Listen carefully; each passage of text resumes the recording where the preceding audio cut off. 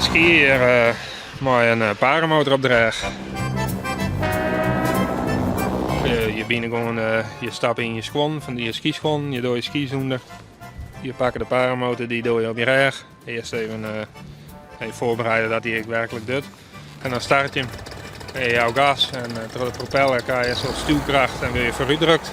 En dan kun je in de weg. Ik heb net vol gas geprobeerd, maar ik denk als hem vol gas indrukt, dat wel naar de 50, 70 km per uur het is als worst. Maar ik denk dat dat grappig meer is. Ja, het is gewoon even leuk, een boetenbadje. Ben je niet, je komt even naar boven en je bent er 1 minuut.